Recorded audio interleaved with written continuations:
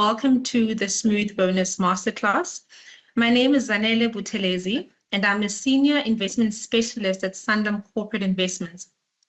In this session, we're going to take a deep dive into one of the most widely used but often misunderstood investment options in the retirement space, smooth bonus portfolios. These portfolios have been around since the late 1970s, and the fact that they're still going strong really speaks to their resilience through many market crises. And we've had quite a few. Today, we'll unpack what these portfolios are, how they actually work behind the scenes, and how they help members navigate the ups and downs of the market. Now, we'll be lifting the hood a bit. So today's session is really designed for retirement fund trustees and consultants, those of you who want to go beyond the basics and really understand the mechanics, trade-offs, and decision factors involved. I'm absolutely delighted to be joined by a group of highly experienced colleagues who bring both technical depth and practical perspective to this discussion. Joining me today are Danny van Zyl, Head of Sanlam Smooth Bonus Center of Excellence, John Anderson, Managing Executive of Sanlam Corporate Investments, Melissa Reddy, Senior Investment Specialist at Sanlam Corporate Investments, and Meghna Batoy, Actuarial Specialist at Sanlam Corporate Investments. Now, before we get started, just a few housekeeping points to make sure the session runs smoothly. Your cameras and microphones have been disabled for the duration of the webinar, so this helps us manage the flow of the session. If you have any questions, please pop them into the Q&A section on your toolbar. We've set aside some time at the end of the session to go through as many of them as possible. And finally, a recording of today's masterclass will be made available afterwards, so don't worry if you miss anything. You'll be able to go back and revisit it later. We're really excited to have you with us today and to unpack the details of smooth bonus portfolios, how they work, why they still matter, and the value they bring to members. So without further ado, the first and perhaps the most important question is, what are smooth bonus portfolios? Danny, I'd like to invite you to kick off the session with a high-level overview of these solutions and set the stage for our discussion today. Thank you, Zanele. Often when I'm talking to members who save for retirement, I like to use the analogy of saving for retirement as like a journey, a car journey. And on this journey, you should expect to encounter some rough terrain every now and then. And with rough terrain, I don't mean a bit of gravel or the speed bump. No, I'm talking about multiple potholes, sand dunes, rocks, ravines, or hills, all of those kind of things. Because that's really how it feels for a member when they're facing a market crash. Now, how your savings handle a situation like this depends on the vehicle you use. Very often, very popular with members and some consultants is a small sports car. And this small sports car looks very attractive when you're driving on the highway. However, as soon as you encounter rough terrain, this vehicle will struggle. And this is where the benefits of a smooth bonus portfolio becomes apparent. We like to see these portfolios as our four-wheel drive solutions. Now, the benefit of four-wheel drive is, you have more grip when available traction is low, and the backside of a vehicle doesn't sway from one side to the other that gives you heart palpitations.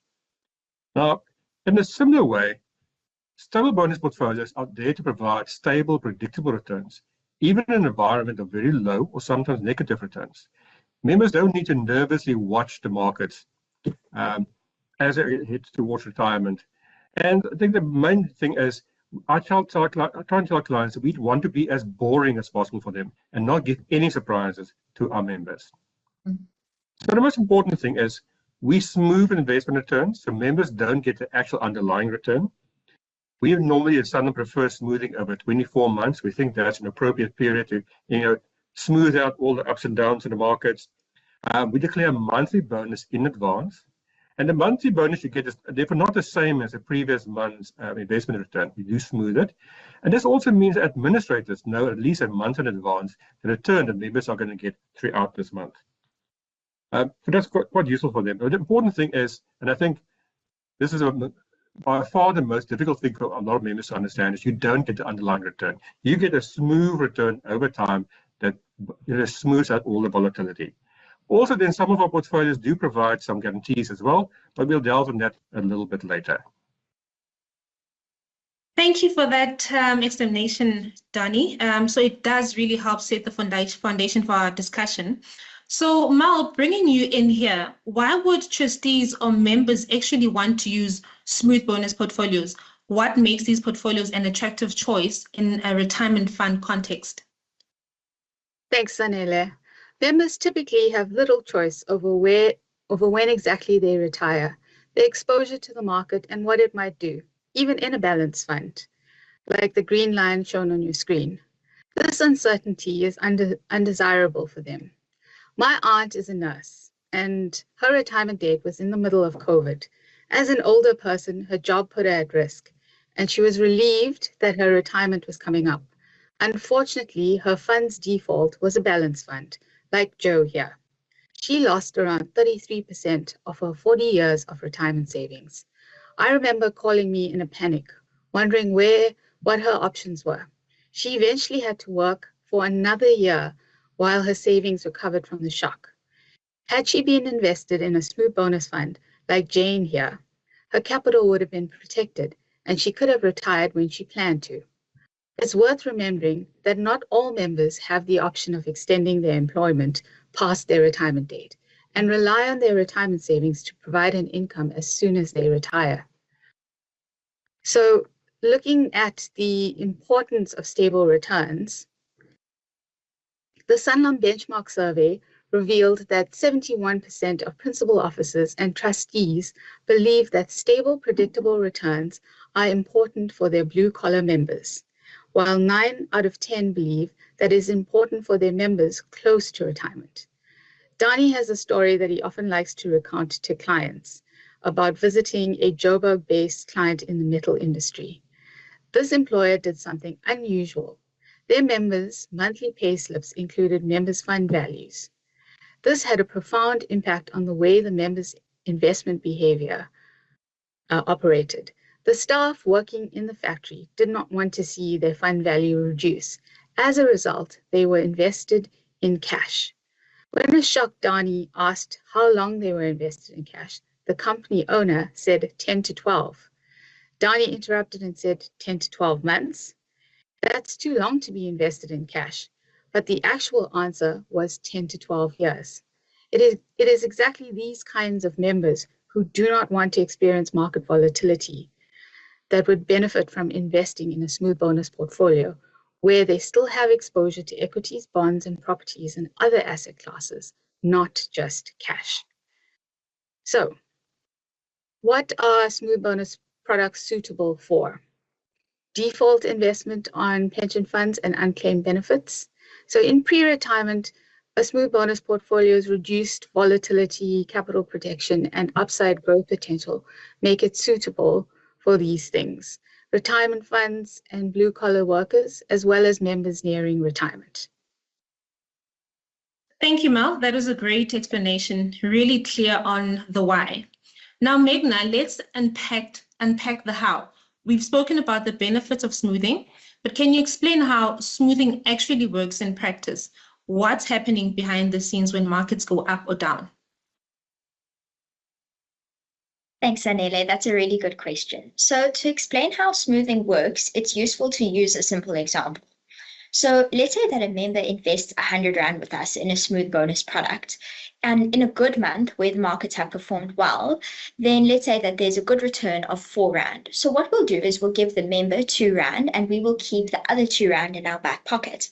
And then let's say the next month there's a poor return of -1 Rand. What we'll do is we'll give the member that 2 Rand that we kept for them in our back pocket, which now brings their return up to 1 Rand. So instead of the member getting a return of 4 Rand and -1 Rand, now we've smoothed their return to 2 Rand and 1 Rand. And this effect is seen nicely in the graph, the impact of smoothing. So previously, without smoothing, the member would have experienced the jagged returns of that purple line. But with smoothing, now that we've held back returns when there's a surplus and given out returns when there's a deficit, the member experiences that nice, smooth road to retirement, which is shown by the blue line. And this graph also shows the concept of a funding level really nicely. So the funding level of a portfolio is the market value divided by the book value. And when the market value is higher than the book value, then we say that the portfolio is fully funded. Otherwise, we say it is underfunded. Now, when markets are doing well and the portfolio is fully funded and there is a surplus, then we hold back some of those returns in our back pocket. And then when markets perform poorly and the portfolio is underfunded, or there's a deficit, as we say, then we use some of those saved up returns in our back pocket to make sure that the members are at least receiving book value for their benefit payments. Now, you may ask, Meghna, how do you decide how much of those returns to hold back and how much of those returns to So to do this, we have a handy formula that tells us how much of a bonus to declare, which is conveniently called the bonus formula. So before you get scared, don't worry, I'm not going to go into detail about how this formula works, but the main thing to take away is that we try to smooth our returns over a 2-year period. So this means that we spread the surplus or deficit over 24 months, but that 24 months can change dynamically. It's not set in stone. Sometimes we may do it over a smaller period, sometimes a longer period. And we feel that it's really important to be open and honest about our bonus formula, because in the past, bonus formula black boxes and insurers were criticized for not being more transparent. So this is why we feel that it's really important to show the bonus formula so that there's no secrets. So now that we've covered the smoothing aspect, let's turn to the guarantees that are often paired with these portfolios. Donnie, could you explain why and when retirement fund members might need to pay guarantees with smoothing, and perhaps touch on when guarantees add the most value? Now, if I return to my previous analogy about a car journey, members often, like all other customers, buy what they can see and touch. So if a member go into a car, he sees the nice color paint job, the leather seats, the legroom, all of those kind of things. But what a member doesn't pick up on is the safety features, the airbags, the ABS braking. All of those things, are not visible, and it's difficult for a member to really assess how much value it adds. So it becomes an issue then where a member needs to start thinking, perhaps, the safety features detract from performance. You need to choose either performance or safety. However, that's not really true. If you were to think of, the really premium car brands, like the ones we see on the top of the screen, hopefully, I see there's a bit of a lag on the slides. Well, then safety doesn't actually detract in performance, but safety enhances performance. And in the same way we feel about our smooth bonus portfolios. It's really in the market crash where you see the need for safety, and where safety actually enhances a lot of the performance. So if I were to unpack the difference between the two, especially between smoothing and guarantees. Firstly, smoothing is there just to spread returns over a period. It reduces the volatility. So it removes the potholes and the bumps in the road. And it really helps manage members' emotional response. You don't want members stuck in cash, for example, for a long period of time because they're worried about the market downturn. It also helps members where they're starting to withdraw income. However, guarantees is more important for when a member actually, there's a risk that can seriously derail your retirement plan and therefore protects your capital. You can think of it as the airbags during an accident.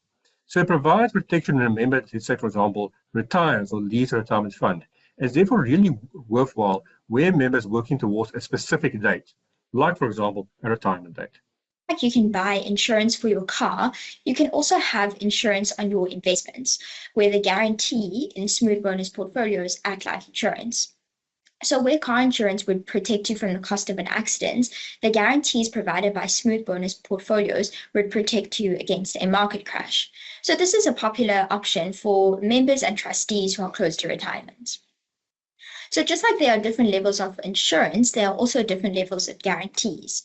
So let's take a 100% guarantee. This is like comprehensive car insurance, where the insurer pays for all the damage to your car and you won't have to pay for anything. So there is absolutely no chance of you losing any money.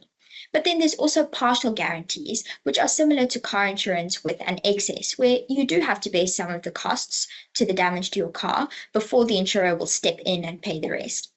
So there is a chance that you could lose some money, but that's not to say that a higher guarantee is always better. Different members will value certain levels more than others. So for example, a member who retired in March 2020, like Mel's aunt, for example, she would have appreciated a 100% guarantee far more than a member who still has another 20 years of work ahead, because they have enough time to wait for the markets to pick up again. And in this next slide, we really see the impact of smoothing and guarantees.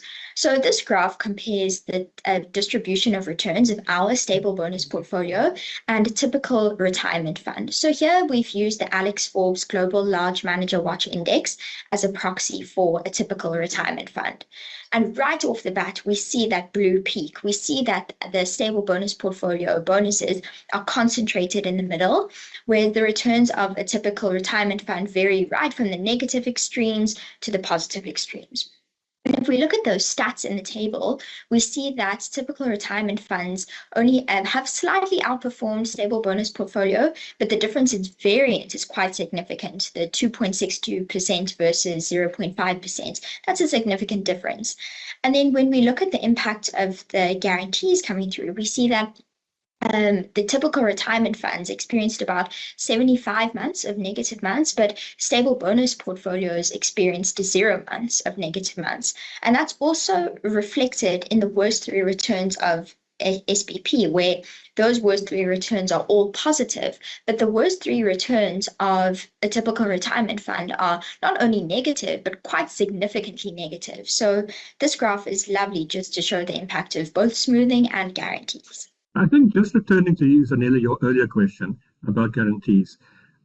Before we delve into how an insurance company actually manage the guarantees, it's important to realize that governance is actually very important for these kind of portfolios, especially where there's a potential conflict of interest between shareholders and policyholders on the other hand. So at Sanlam, we have a governance committee called the Sanlam Asset Liability Committee. That's really the place where we can actually raise and discuss conflicts of interest. Another important part of the Sanlam Asset Liability Committee is to really balance, the need to get competitive returns versus the risk, and to how we manage that. Furthermore, we have investment guidelines per portfolio, and a portfolio manager is mandated to really look for long-term best invested returns as an interest of the policyholders. Some other committees that also help in this governance process is the Sanlam Finance and Risk Committee, as well as the Sanlam Customer Interest Committee. Now, when do we provide shareholder support? This is when the Sanlam shareholders pay money into the portfolio. Now, Meghna explained how funding levels work. So I think when funding levels are very low, to understand there is a risk. And there's a requirement that we need to remove the deficit over a 3-year period. Now, in practice, that means that we'll provide a capital support, like a permanent capital injection in a portfolio, when the funding level is very low, let's say below 80%. And this is often done in conjunction with removal of non-vested bonuses. Other times we may do it, if we think that the portfolio will get a very low funding level. So we can actually go in and support the portfolio before the funding level drops to 80%. And in those kinds of situations, the support will normally be in the form of an interest-free loan. Now, the stable bonus portfolio I want to highlight is one of the portfolios that have non-vested bonuses. So half the bonus is vesting, half is non-vesting. In a really, really serious market downturn, we can remove some of the non-vested bonuses. Now, think of a situation where the funding level drops to 80% or drops below 90% and remains there for 12 consecutive months. This is a situation where the portfolio needs some support to recover, and then all clients will have the non-vested bonuses reduced by the same percentage. And this is done in conjunction with providing shareholder support, like I showed in the previous slide. Very important though, we have never done this or removed non-vested bonuses since we launched this portfolio in 1986. That's quite a long time of ensuring that we don't remove any non-vested bonuses. At this point in time, I thought it worthwhile just to highlight, because some of you might have the question, how far do funding levels drop when there's a market crisis? So there we have the emerging market crisis in 2002, 2003, we had the credit crisis in 2009, the COVID crisis in 2020. So if you can just look for the stable bonus portfolio in the middle during the credit crisis, 1 March 2009, my funding level for that portfolio was 89.57%. That's a nice way of saying for every 100 Rand clients on a statement, I only had 89 Rand and 57 cents. The important thing is I worry about the surplus and deficit. Members don't need to worry about it. Even at that point in time, members get their full book value. That's the money they paid in plus bonuses, net of fees. They get the full book value when they retire or leave their fund. And that's really the important part. And it really shows where the guarantee kicks in. And that's really important. Also, I just want to then contrast what happened in 2009 and 2020. Because in both those scenarios, the fund will drop below 90% for 1 month only and recovered quite quickly. In 2003, the funding level dropped very low. You'll notice that both our stable bonus portfolio and monthly bonus fund, the funding level dropped below 80%. Now, that's a level where the portfolio on its own will struggle to recover. At that point in time, we did pay in shareholder support into these portfolios, as well as our with-profit annuities, to help boost the funding level so the portfolio can recover. So that is part and parcel of why you pay a guarantee fee, or why you have guarantees underlying. You don't want to be a member and suddenly get only 79 Rand instead of 100 Rand, for example, when you retire. So very important. Then I think at this point in time, it's useful just to share with you the following information. Since 2000, the longest period we've been overfunded for the stable bonus portfolio was 66 consecutive months. That's from August 2010 to 2016. So that's a period when the markets recovered quite strongly post the credit crisis. Interest rates were very low, and that really supported markets. And the longest period the portfolio was underfunded was 33 consecutive months. That's just after the emerging market crisis, in a quite extensive period of time. So we provided shareholder support during that period just to help boost funding levels. Now, before I continue further, I'm just going to highlight what are actually guaranteed. And these are your benefit payment events. This is normally non-selective events where the guaranteed or book value is paid. Now, these are events that the member have little choice over. So death, disability, dismissal, resignation, retirement, retrenchment, all those kind of things. And this is regardless of whether the portfolios and surplus or deficits. I worry about surplus and deficits. Members receive their full book value they normally see on their statement. Now, the important thing is the benefit payment is not a selective withdrawal, and we'll cover that a bit later on. Now, I think at this point in time, also just want to highlight that when 2-pot came around last year and was implemented, we initially took the decision that 2-pot claims won't be treated like a benefit payment. That means you wouldn't always get book value, especially when a portfolio is underfunded. So you might get, if the portfolio is underfunded, you might get less in book value. Now, this led to quite a lot of lively debate with consultants and also with trustee boards. We have subsequently, I think, reviewed our withdrawal experience. We've also revised our projections for future withdrawals. And we've taken the in-principle decision to change the way we're going to treat 2-pot withdrawals. So it is our intention to move the situation where we will pay out 2-pot withdrawals at book value. However, we reserve the right to review this decision in scenarios where we have a significant or a spike in emergency savings pot withdrawals, and also the portfolio is seriously or significantly underfunded. But in our modeling, we don't anticipate to make this change or review this decision that frequently, if at all. Thank you, Danny. It gives a lot of context on how guarantees come into play and when they make the most sense. Now, Mal, you mentioned earlier that members get bonus vesting on certain events. What about other events? Could you walk us through how that works and what members should be aware of?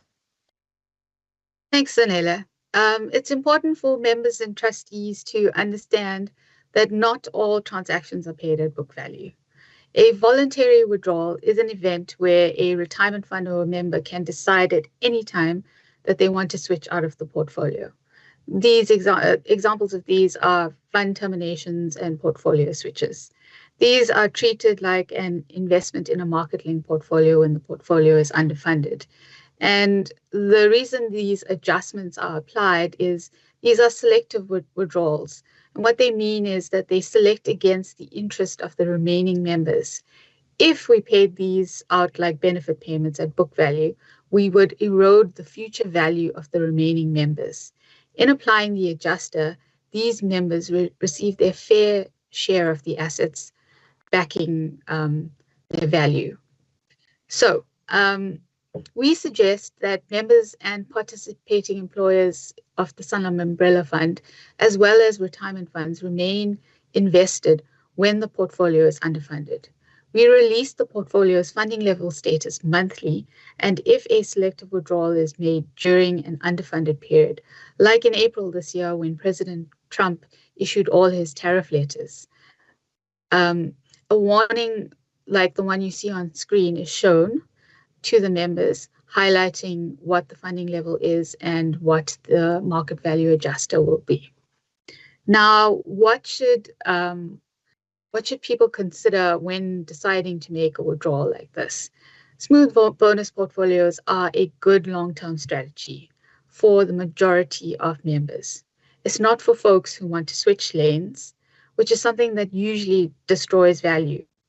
As the exception, if you understand the risks and are part of the highly engaged 5%, then smooth bonus may not be for you. Thank you, Mel. That helps clarify how vesting works across different scenarios. Now, Dani, the question everyone's probably waiting for, what are the fees associated with smooth bonus portfolios? Can you take us through the fee structure and explain what's typically included in these products?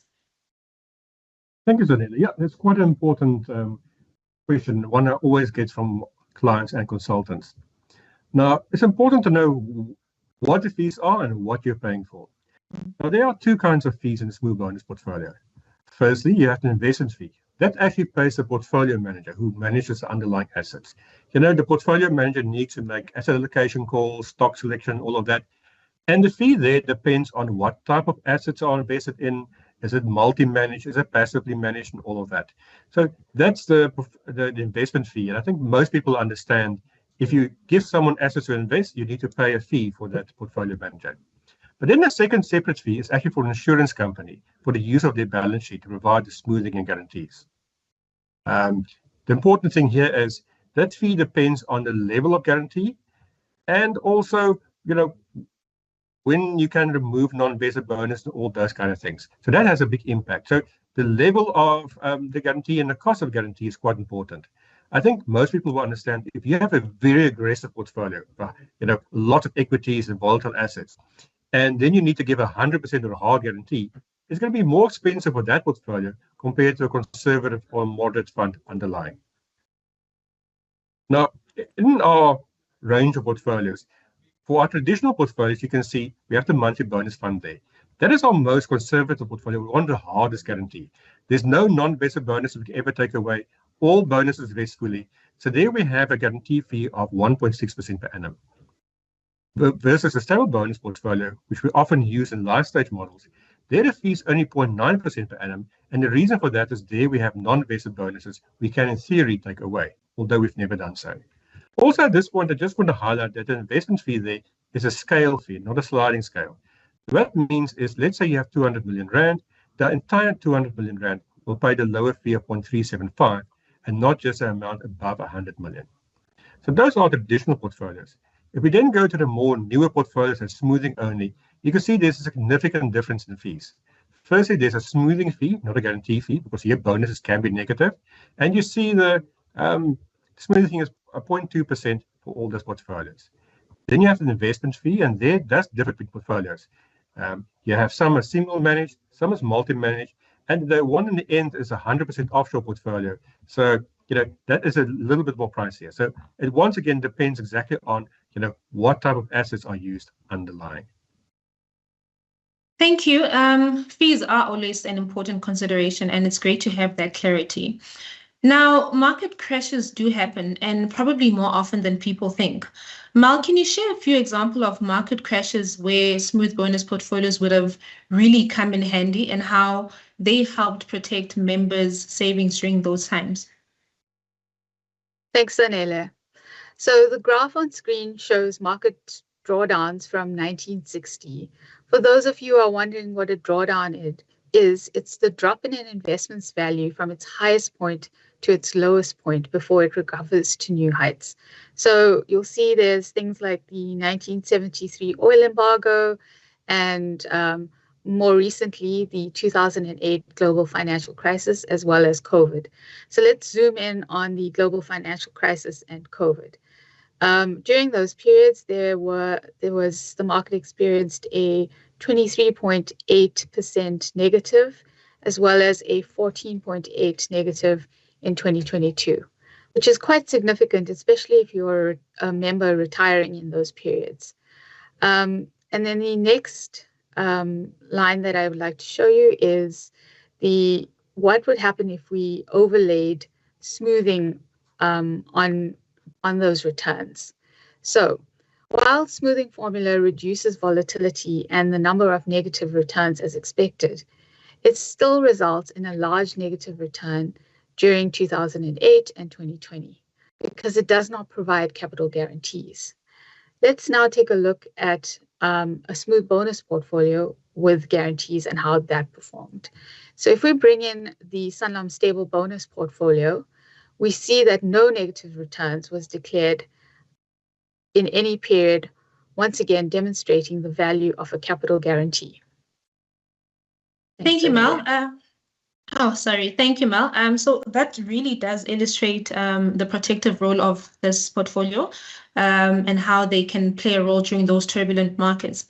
So we've talked a lot about smooth bonus portfolios before retirement, but what about during the transition to retirement and after members start drawing an income? John, can you walk us through how smoothing is applied in these stages and what members should consider? Thanks a lot, Zanele. So I think the key thing is when you're putting together your investment strategy for a retirement fund, you've got to look at the full journey from when you start, and that's for people that are in their early 20s and then saving for a period of 30 to 40 years, and then look at that transition period, the last 10 years before retirement. And then you've also got another period of once you retire, going into retirement. So it's quite important to really make use of the right portfolios at the right time.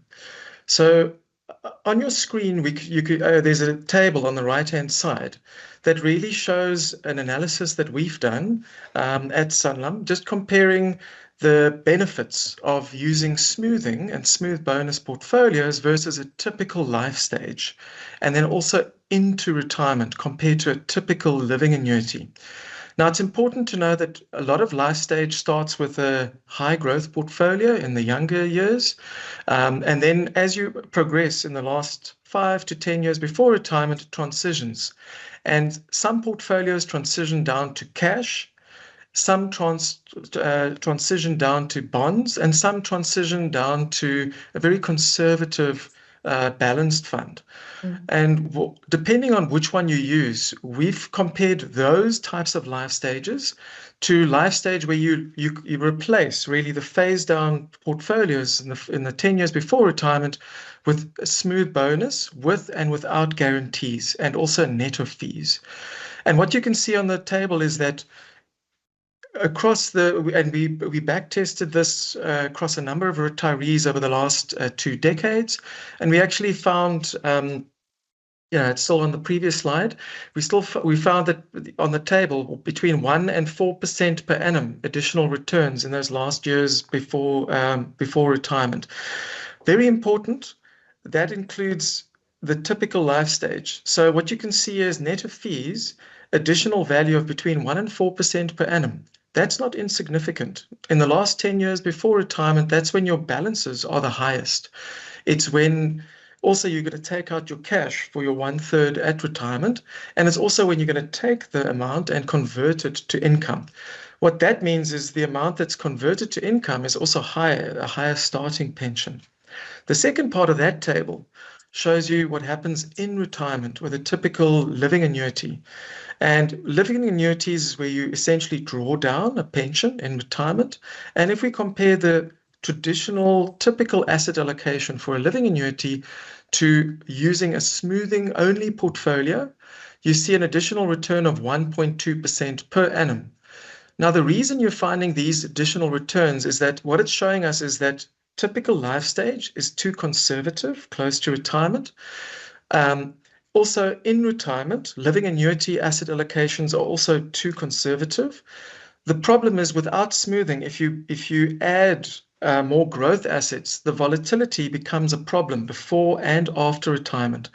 The nice thing is with smooth bonus, you can get the best of both worlds. Higher growth assets, reduced volatility, and then what that means is higher income and your income in retirement lasts for longer. Now, the next slide illustrates this quite nicely, the benefits of smoothing. So what we've got here is the Alex Forbes Global Large Manager Watch. That's really the typical balanced fund that an average retirement fund would have in place. Most funds use that as a benchmark, so we use it as really a proxy for the average fund.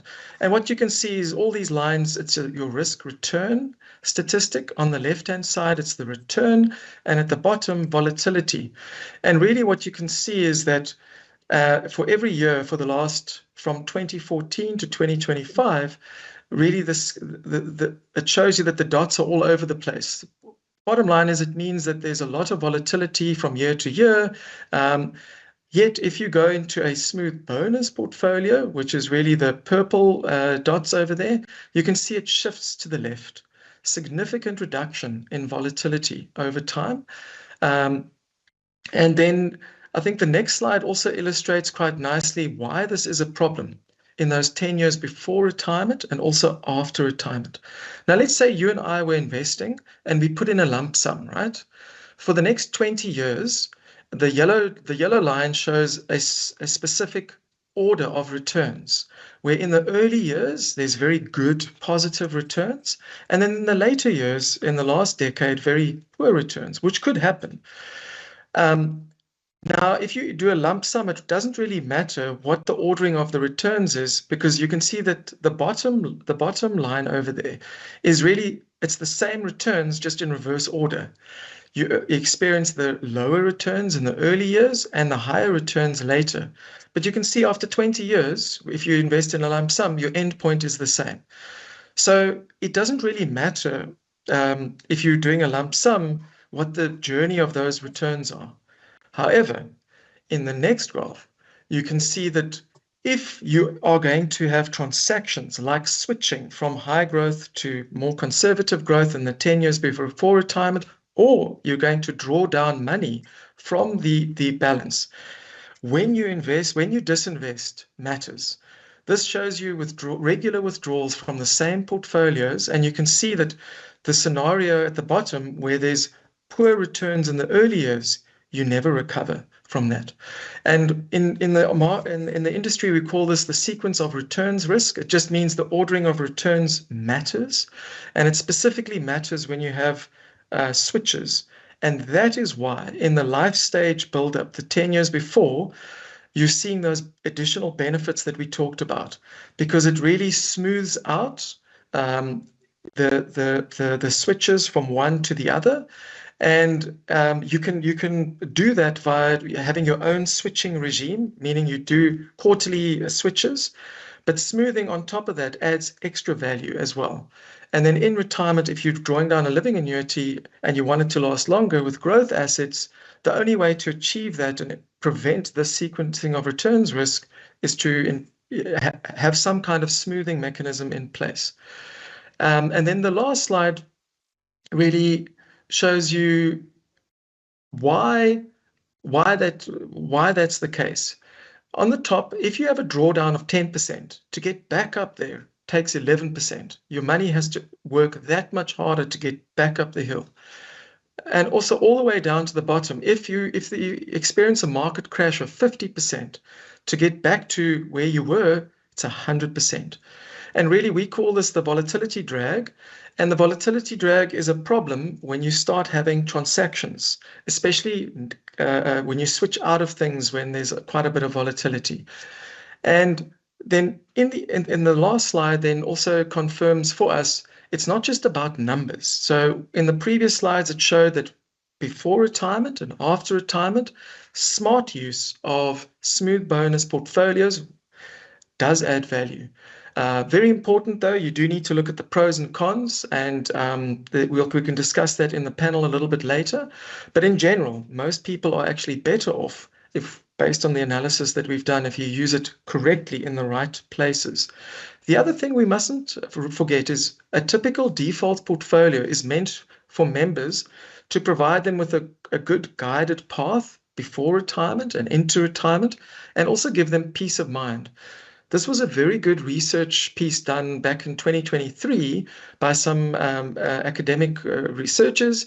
And what they found was when pensioners are managing a living annuity, and you would think that they'd be happy because people like flexibility, managing their assets, switching from one to the other and having a bit more control.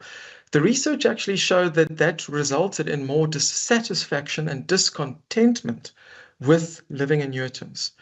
What that means is the less decisions people need to make, the better, even though people do tend to value flexibility. The point is, I think the use of smooth bonus actually does help take away some of those decisions, give peace of mind. And the last one, I quote at the bottom there, demonstrates that if you can give pensioners a regular stream of income, they are a lot more satisfied throughout retirement than not. And these are extra benefits that we should not underestimate in respect of smooth bonus. Some examples I can give you during the COVID pandemic, when the markets crashed, individuals that were in smooth bonus, and if it was managed correctly, done appropriately, were actually less stressed than those that weren't. The team online got much less calls from pensioners worrying if they were in those portfolios, and also when the guarantees kicked in at the right moment.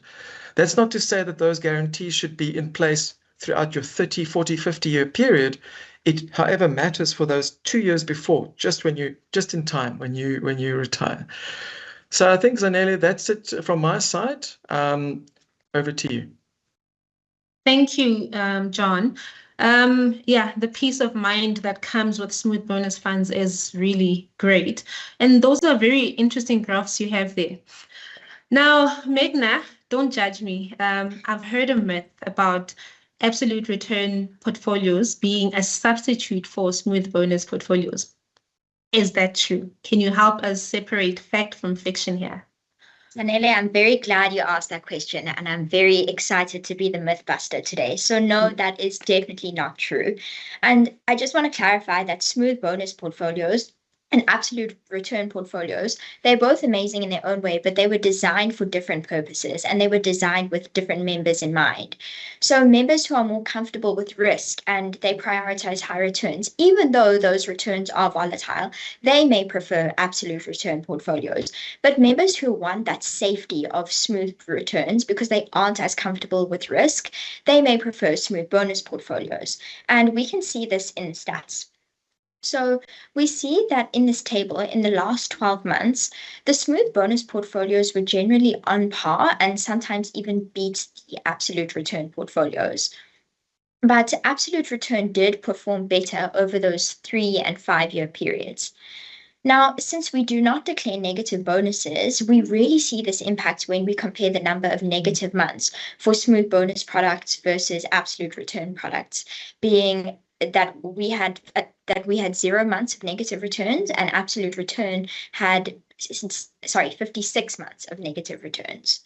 And then we see this impact when we look at the worst monthly returns, which were all positive for smooth bonus portfolios because we don't declare negative returns, and they were much less and they went down to -6 and -5 for absolute return portfolios. But many investors are also concerned with volatility. And we see, if we look at the 3-year standard deviation figures for both, we see that smooth bonus portfolios are much less volatile than that of absolute return portfolios. And then finally, if we look at the last line, we see that smooth bonus portfolios generally had a stable success rate of exceeding CPI plus 3%, but the absolute return portfolios were a little bit more unpredictable with this. But that's not to say that one is better than the other. This was just to explain that a member who values high returns and doesn't mind the volatility that comes with that may prefer absolute return portfolios, but members who value stability and aren't as comfortable with risk may value smooth bonus portfolios more. So they are definitely not substitutes, but both serve different purposes for members with different interests. But thank you for asking that. So that clears up the confusion between absolute return and smooth bonus portfolios. Now let's turn to something that's top of mind for many investors today: ESG and responsible investing. John, can you explain how ESG considerations are integrated into smooth bonus portfolios and why it is important for members? Look, it's quite important. In the retirement funds industry, I think there's a long-established practice of responsible investing. Funds typically have an investment policy statement in place and also have policies around responsible investing, the integration of environmental, social, and governance factors, as well as making sure that the investments that they've got make a real impact in the economy. And in South Africa specifically, it's to make sure that there's a good impact on the social side of things. So the S part of ESG is typically very important in South Africa, but also investing in the economy in line with the National Development Plan, because that also has knock-on effects into the broader system. So I'll just want to remind everybody in the virtual room, I think we represent close to 5 to 6 trillion rands in the industry if you add up all the retirement fund assets. And those assets, it's very important to invest it responsibly, to invest it for the long term, both locally but also globally. And there's a lot of research that does show if you do it correctly, it improves your risk return over time. So what I'd like to do is just remind everybody for that 5-6 trillion, research also shows you that the higher your pension savings in a country, it is associated with higher GDP growth. On the one hand, it's also associated with developing markets, developing innovation, improving governance, and making sure that the market is competitive. And South Africa is rated one of the highest in terms of the way the funds are run. There are some shortcomings in terms of coverage, etc. The latest Mercer Global Index will tell you a little bit about that. But I think in terms of the overall system, it is world class and run very well. And I think with that in mind, I then switch over to where does smooth bonus funds come into play? So a lot of trustees are trying to invest in the economy, but are grappling with the issue of illiquid assets, private markets in particular. Because the more you invest in the real economy, which is not listed, and in South Africa, we know that listed assets, we're getting more delistings from the JSE, and you actually want to invest in the small to medium enterprises, companies that also are the real economy, and you also want to get exposure to things like agriculture and those types of industries that you don't typically get good exposure in listed markets. The only way to do it is through illiquid private market investments. And if I look at the Alex Forbes Large Manager Watch, the average asset allocation for private markets is very, very low. For your typical balanced fund, it's less than 2%. So whereas globally, private markets asset allocation is sitting closer to 25%. So the key and Regulation 28 in South Africa allows funds to go up to, in terms of alternative assets, 25% if you include private markets, hedge funds, etc. in one under private markets. And this is where smooth bonus can help, because you don't have to worry as much with the day-to-day market value of the funds. Also, smooth bonus funds, if they're growing, can also manage the liquidity. And what you'll therefore find is that within smooth bonus funds, there's a greater scope for allocation to private markets. That's not to be said that it must still be done correctly with the right amount of governance. You actually do need to diversify, etc. But the point is, if we look at the typical smooth bonus fund, it has a high allocation to private markets. That has a long-term benefit, A, for returns, diversification, but B, to support the economy, which also has a circular effect back into the broader economy and the impact. So I think at the moment we're sitting with guidelines of close to 15% for alternatives in how we manage the portfolios, but the goal over the long term is to get to the 25, but as the markets develop. And on this slide, it just shows you specific types of investment in the smooth bonus funds run by the team here. These are real assets that help to provide electricity, clean energy. There's investments in water. We know South Africa is a water scarce country. There's also around schools, malls, and making sure that the right infrastructure is put in place to help develop the country. So these are just examples of what you'll actually find within the specific portfolios. And then it's very important that providers of this evidence this to trustees to show that they're getting good risk returns, but also that the assets are creating real world impact, like we see on the graph over here. Thank you, John. So Dani, what would your closing remarks be to the people on the call? Thank you, Zanele. So I think the first message is that hopefully we've shown that smoothing does add value, not only for your risk-averse members who don't, for them, market volatility can drive the wrong behavior. The example that Melissa showed of members being stuck in cash for a long period of time, clearly that's not in members' interest and not what we want to see. It's also quite important for when members start drawing their income, so they now have a seekers of return risk. So members, when they just retired in a living annuity, that's actually when they're most at risk of poor investment returns. And this is really where smooth bonus portfolio can also help. We believe at Sanlam that guarantees are crucial at the point where a member, for instance, is cashing in the entire savings pot that they've worked for many decades for and buying a life annuity. If you have a market crash at that point of time, members are locking in a lower income, not only for them, but for the rest of their life. And that's clearly a risk.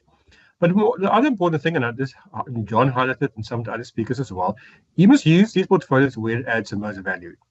Our house view and our umbrella fund is still a life stage solution. And we have a couple of life stage options there. And for many members, if they're going to remain invested in their fund and not cash in their money, they can afford to be more aggressively invested and only use these portfolios when it really adds value and it really, makes a big difference in their lives. And that's the crucial years just before retirement, when they are actually most at risk. Then also for trustees and consultants, I think that's also quite important just to realize that for consultants, this reduces their advice risk. You have far fewer angry members who don't want to see a huge drop in the fund value. We do see that every time there's a market crash. And it also, I think, not enough consultants actually pay attention to the sequence of return risk that John touched on for their living annuity clients. And I think that's actually a big risk. And there needs to be a bit more thinking in South Africa about how we actually manage these investments for people when they draw income. It also reduces the fiduciary anxiety for trustees. I've heard many cases of employees getting very upset when there's a market crash and suddenly they see the value on their benefit statement lower. Members want to know who stole their money, and that really can have a big impact on labor relations and also productivity. And also important, these portfolios also provide a guarantee, not just in retirement, also on retrenchment. And here at Sanlam, we don't have a limit on the amount we pay out on retrenchment. So that's also very important for those kinds of scenarios, because unfortunately, those often coincide with market downturn. And my experience that the big difference between the blue collar and the white collar worker is not that the one is skilled, the other one unskilled. I mean, the blue collar workers have their own skills, but they have far less ability to transfer their skills to a different industry. And therefore, they're likely to remain unemployed for far longer than a white collar worker.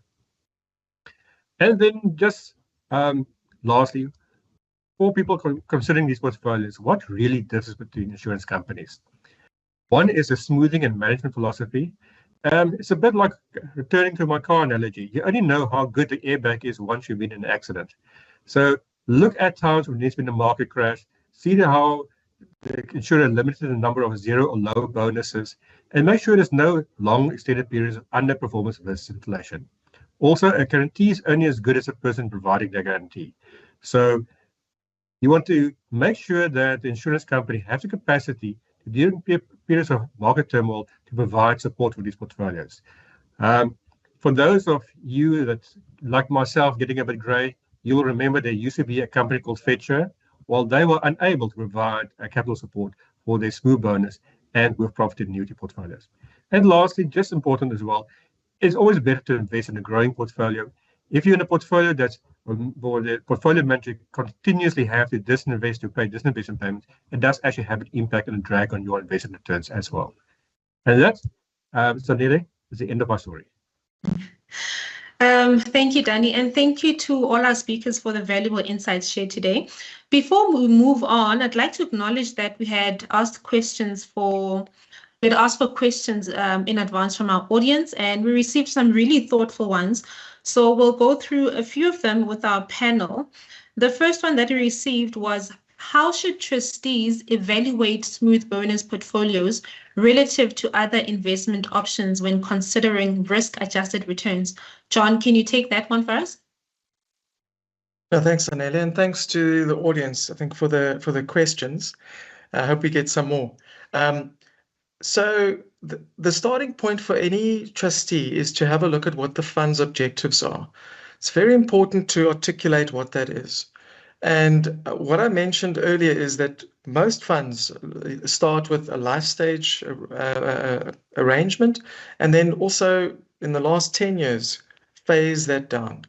I want to also just emphasize that what we found is that if you phase down to cash, that has the worst outcome. So my starting point for anybody on the call is, if you're phasing down to cash, revisit that.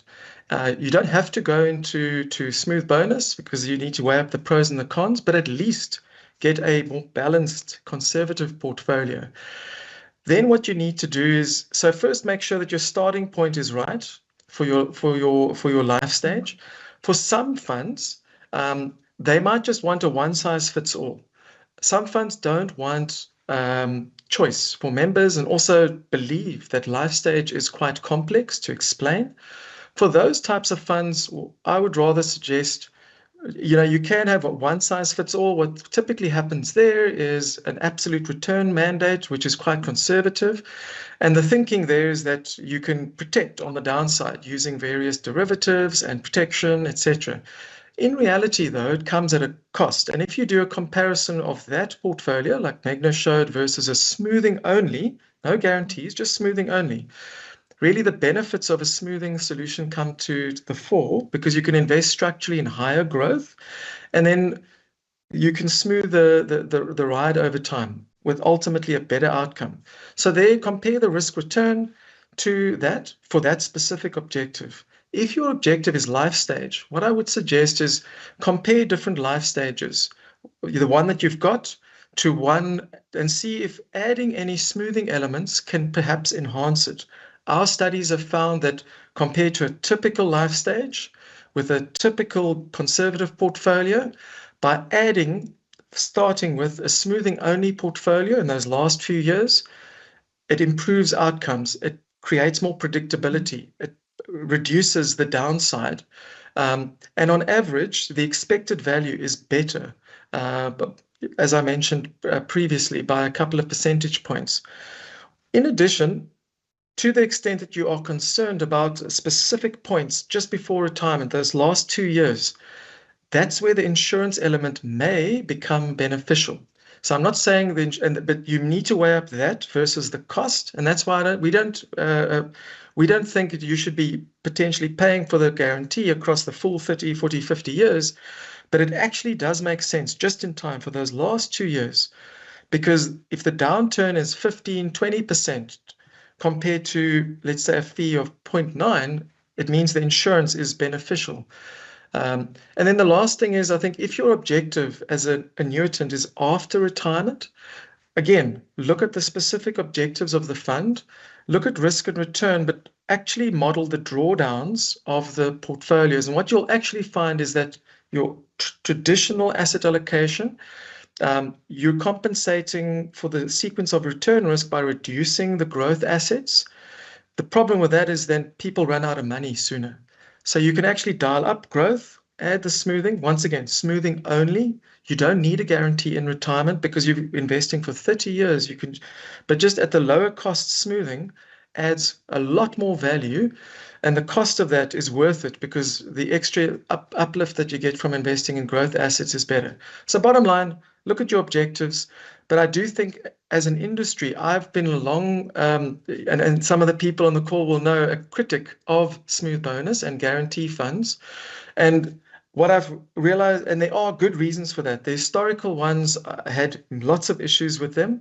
The industry has become a lot more progressive, transparent. And now also, if you use it at the correct place, the growth portfolio, the smoothing only, and the guarantee at the right time, but I think also ask your consultants to use it structurally. I think these things can add a lot of value to members, are underutilized in the industry because of the historic negativity around these things, quite rightly so. But I think with the new generation, if you use it correctly, you can actually get much better outcomes for members. And hopefully we've demonstrated that today. Thank you, John. Our next question, and I'll ask Meghna to answer it. It goes, can you explain the role of standard deviation in assessing the risk of smooth bonus portfolios? Sure. Thanks, Anele. So markets and market-linked portfolios, if we think back to that graph, the purple and the blue graph with the cars, so the purple graph was the market-linked portfolio, and we saw that that experienced regular ups and downs, and it showed high standard deviation. But smooth bonus portfolios, here, that's the blue graph that we saw, the nice smooth one. The main principle there is to smooth those investment returns over long periods. So this would help result in stable, more predictable bonuses, which significantly reduce the standard deviation, because instead of it going up and down like that purple graph, it's just going to be smoother, and that helps to reduce the standard deviation. And the extent of the standard deviation improvement also depends on the guarantee level. If you remember, we talked about full and partial guarantees. So fully guaranteed smooth bonus products, they tend to show lower standard deviation than smoothing bonus products, or smoothing only products, for example. So that's the link between standard deviation and smooth bonus products. Thank you.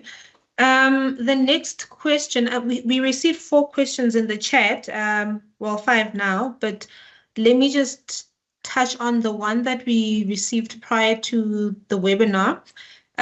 During April 2020, Old Mutual declared a negative return, -5 for some of their smooth bonus portfolios. How close was Sanlam to removing non-vested bonuses for the stable bonus portfolio during this time? Danny, I think you can answer this. Yes, thank you, Zanella. Yeah, 2020 was an interesting time. There were obviously lots of concerns. Nobody knew where the bottom of the markets were going to be. Things were quite volatile. So I actually asked my admin team, can you just go in a test environment, go and test whether removing non-vested bonuses, that functionality actually works, because we've never done it before. And when I mentioned this to our head of actuarial function, which is what we these days call a statutory actuary, he went, no, that's a nuclear option. We're not anywhere close to that. So I think the question is more, if the funding will drop below 90% like it did, and then it remained below 90% until March 2021, yes, then removing non-vested bonuses would have been on the cards and something we would discuss. But if the funding will just drop below 90% for a short period of time, then no, that's not a serious enough event for us to remove non-vested bonuses. So very important. In the stable bonus portfolio, we launched it in 1986. It's been through many, many market downturns and crashes, and we've never removed non-vested bonuses. It needs to be quite a serious event before we do that. So very important. I think perhaps our portfolio has a bit of a stronger guarantee, but you pay for it, and it depends on the company where you invest. Thank you. Another question from Anonymous. We often get comments about smooth bonus funds not being the best option for members to be invested in. In the time frame leading to retirement preservation phase in brackets, and that a bond fund might be better suited as a post-retirement income matching portfolio. Please give us your views on this. I can take that one as well, yes. So interesting story. So in our umbrella fund, we used to have a portfolio just made up of inflation-linked bonds that was designed to track the cost of inflation-linked annuity. And it was beautifully designed. And a lot of clever actuaries worked on it. And if the price of an inflation-linked annuity went up, the portfolio value went up. And if the price of an inflation-linked annuity went down, then the return was negative. But it really tracked the cost of inflation-linked annuity very well. Unfortunately, nobody invested in it. And I think there are two reasons for that. One, very few members actually know what kind of annuity they want to buy before they retire. The solution we had in our umbrella fund sort of presupposes that you knew 5 years before retirement you're really going to buy an inflation-linked annuity. And the same way in this question about investing in government bonds, well, if you know you're going to buy like a level annuity or one that grows at 5%, well, that's fine. You can perhaps invest in an appropriate portfolio that matches that risk. But the majority of members, and remember we use these portfolios as a default option, the majority of members actually do not know whether they want an inflation annuity, a normal fixed escalation annuity, a with-profit annuity, a living annuity, or a hybrid annuity now. So I think that it's more appropriate for a default option to have a good all-round portfolio, like a stable bonus portfolio, that can give you enough protection to you're able to buy whatever annuity you want to buy at retirement. As I think Melissa said earlier, if you're one of the 5% of members that actually know what you're doing and know what you want, then by all means you can construct or invest in a portfolio that better align with your post-retirement strategy. The second reason, though, is if you just invest in bonds, your return is going to track the cost of movement in the annuity fairly closely. But most members don't have enough money saved up so they can sit for 5 years or even 3 years just in a bond portfolio. This is a period of time where they have the biggest pot of money, and it's important that members actually get the real return, above inflation return on that pot of money to ensure that they're able to buy sufficient income in retirement. And unfortunately, a pure bond portfolio does not provide that. So I think that's the two reasons, even though we had this beautiful product, why no one ever invested in it in our umbrella fund. Thank you, Danny. We've got another question from Bruce. So it's got different layers. So it says, base of questions: 1, funds; 2, individual policies. What is contract period? What is the surrender penalty if contract is not met, say loss of job or problems associated with the pandemic? What are the clawbacks on advisors? When there's excessive underperformance, will 3 years not providing market returns, will 3 years be enough? And depending on the above, what are the chances of anti-selection? Okay, I hope you got that. Yeah. Hi, Bruce. Always good to hear from you. So I'll have a stab, and perhaps John, if you can jump in as well. So remember, we're mostly here talking about retirement funds, not retirement annuities. So in a retirement fund, there's no contract period. The aim is to open-end the policy because we assume, yes, people will retire, but the whole time as members retire, new members are coming in. So in a retirement fund environment, we don't have a contract period. There's no surrender penalty. I mean, we do have an MVA if people disinvest, but that is not like a surrender penalty or anything like that. And therefore, in the retirement space, we don't have clawback on advice fees and advisors because that's not really appropriate in the retirement fund space. Most consultants work on a fixed cost basis or something like that today. Investment consultants have an investment consulting fee they charge a fund, and that's between the fund and us. We don't even see that. Then the 3-year period enough? Oh, that's for to making up the we underfunded. I do think it is appropriate. The thing is, you don't want to have a longer period. What that basically means is, let's say the regulations would say that we can take 10 years to make good deficit. Then there's an incentive or a risk that the insurer might dig itself in a really big hole, have a very big deficit before they even put shareholder money in. We think 3 years is appropriate. If we don't think we're going to recover from that, and we're quite conservative as well in our views on that, then it is appropriate for the shareholders to put money already into the portfolio. And in fact, our preference would be to put money in the portfolio before the funding level gets to below 80% or something like that. So I think that's just on that case. Let's see what other question Bruce asked. There are risks for anti-selection. Yes, I think the one thing we are very worried about is, especially now our change in how we're going to handle two-pot. There is a risk people don't need to make much of an effort. They can sit on their couch, whip out their cell phone, go in the member app and do their two-pot withdrawal. However, all our modeling and everything shows that most members actually, those who are going to do a two-pot withdrawal, they do it as soon as they have 2,000 Rand in their savings spot, and they just withdraw irrespective of markets.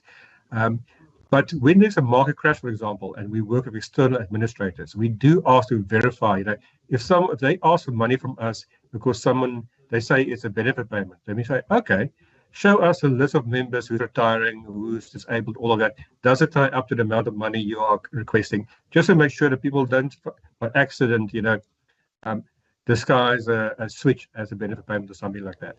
And we do keep an eye on the risk of selective withdrawals, because that impacts negatively the remaining members.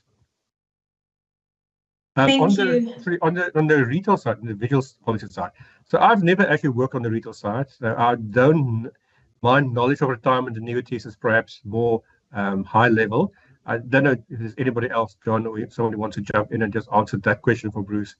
But on the retail side, there's definitely different rules regarding contract periods and all of that, and advice and clawbacks that we wouldn't be working with.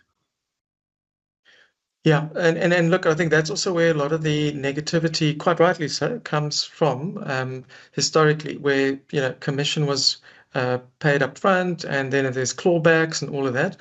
So I think what we're talking about here is a fund-owned policy. So those, and I think the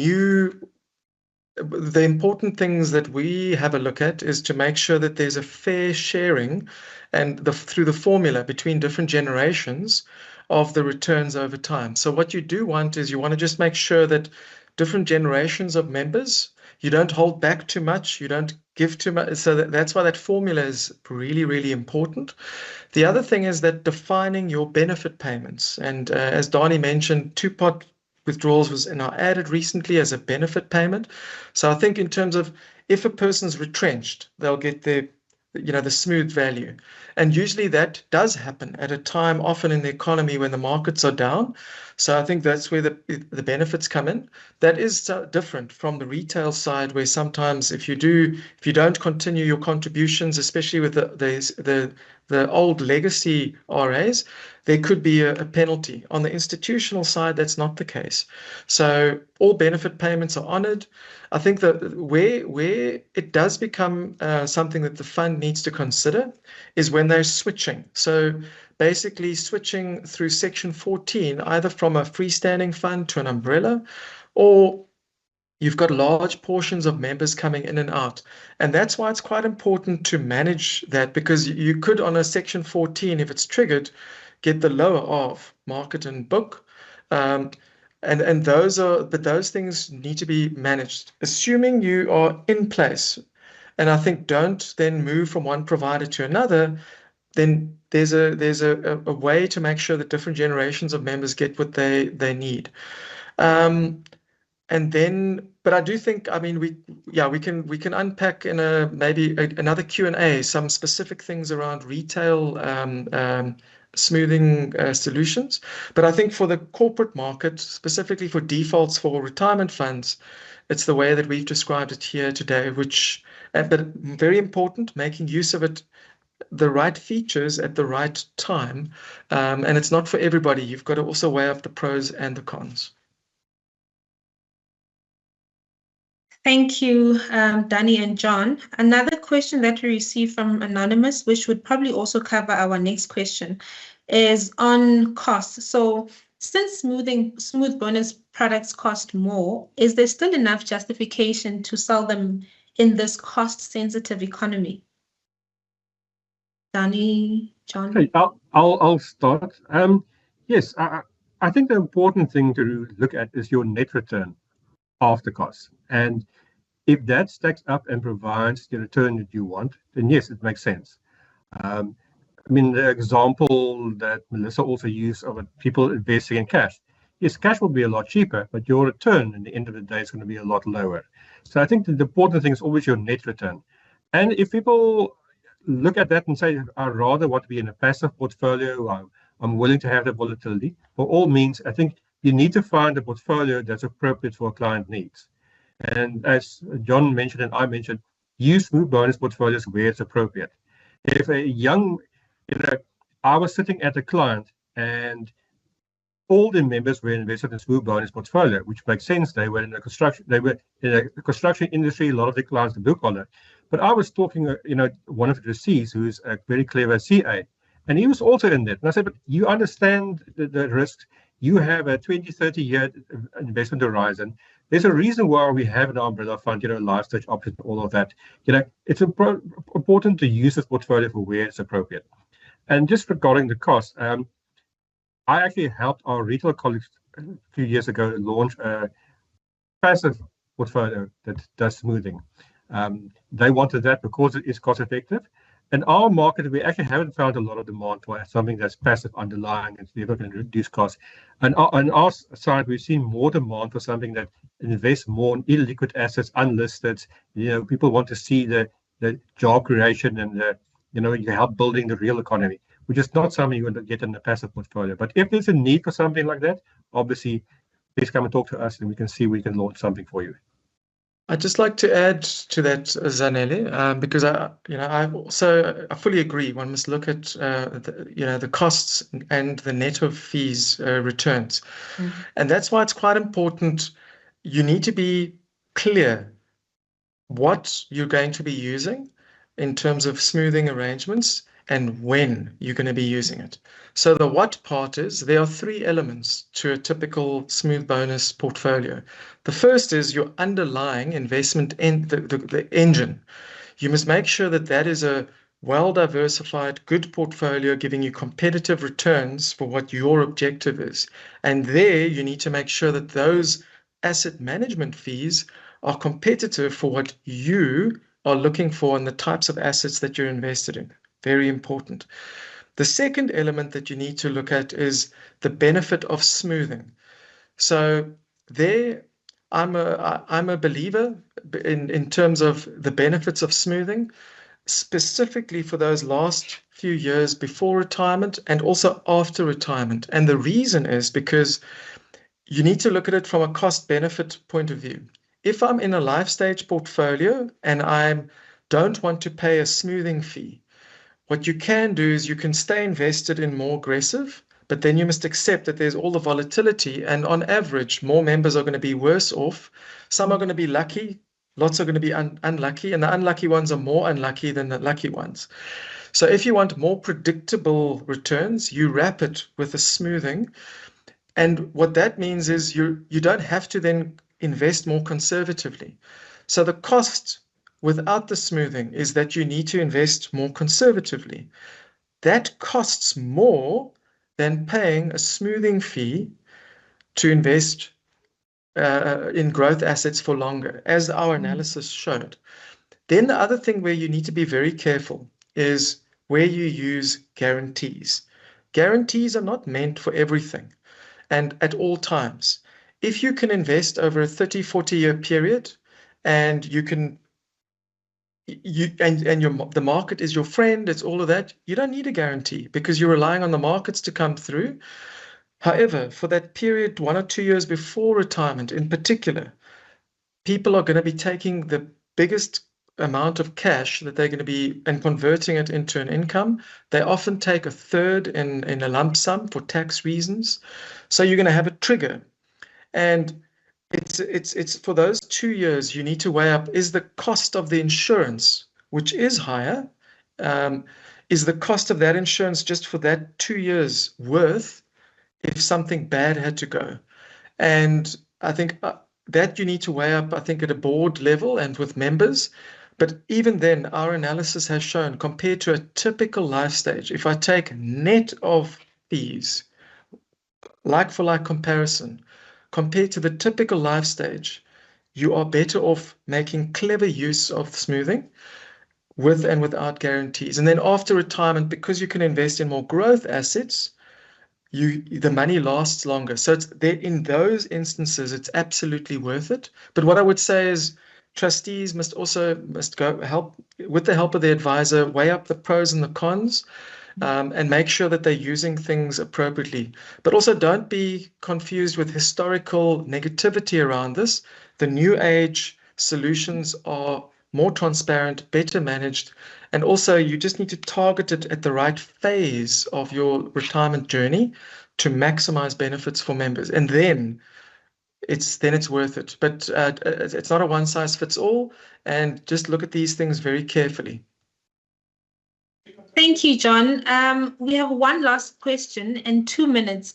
What are the other benefits of smooth bonus funds in terms of the underlying investment strategy? What about illiquid or alternative assets? Okay, I'll take a stab at that, if you don't mind, Sanele. I think John mentioned it also quite nicely in the presentation, but the smooth bonus portfolios tend to be quite large and quite stable. So therefore, we have a far lower liquidity requirement than, let's say, my colleagues in the retail side. We can therefore afford to have more investments in unlisted, assets, and that does have a benefit for us. We believe that the illiquidity will get an illiquidity premium, so it provides additional return. And we need to be cognizant that our JSE is getting smaller and smaller. And even if you look at the top 40 shares, more than half their income is actually derived from outside South Africa. So if you want to invest in the real South African economy, you actually need to have access to those unlisted assets, private equity and private debt and all those kind of things. And there you can invest in companies that's really building infrastructure, employing South Africans and all of that. So that is a real benefit. And we have seen a lot of demand from our clients as well. Thank you. Once again, thank you to all our speakers for their insights. On behalf of our panel and Sanlam Corporate Investments, I want to thank everyone for joining today. We hope this session has given you a deeper understanding of how smooth bonus portfolios work, their benefits, and how they can help members save for retirement while managing risk. As a reminder, a recording of today's session will be made available for your reference. If you have any further questions, please do not hesitate to contact our team. Please note we have submitted the content for FPI approval and are waiting on the number of points that will be allocated. These points will incorporate both FPI and phased requirements. Thank you once again for your participation, and we look forward to connecting with you in future sessions. Enjoy your day.